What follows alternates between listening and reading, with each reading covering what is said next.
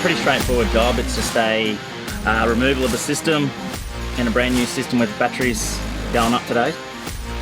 Yeah, so it's a you know, every roof's going to be a different challenge for us. The best scenario for this roof is just an east-west, which is usually the best, one of the best for panels configuration anyway. You get that morning sun in the morning and that nice range through the day, and then you get that nice afternoon sun to finish it off.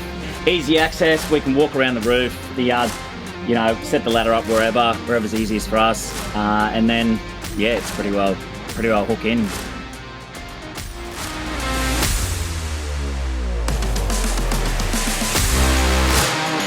So far the boys have measured out the roof. We get sent a satellite image of how the panels are going to work.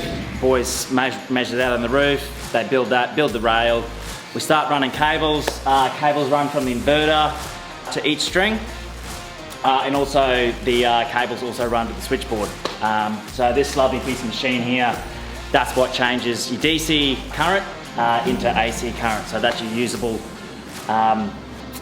household voltage current that all your appliances run off. So that's pretty much it so far. This is going to run an update, and then we're sort of good to go on to the next step. So the next step, the boys are just dressing them now.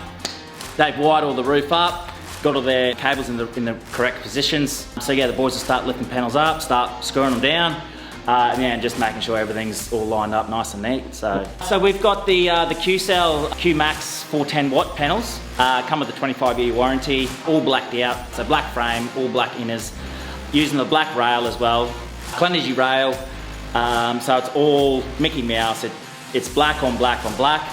Yeah, so 28 panels going up. We've got 2 strings, one east, one west. They're pretty sure they're even amount of string panels on each side. Yeah, and we're installing a 11.5 kilowatt PV system, 8 kilowatt inverter, and 11 kilowatts worth of battery power.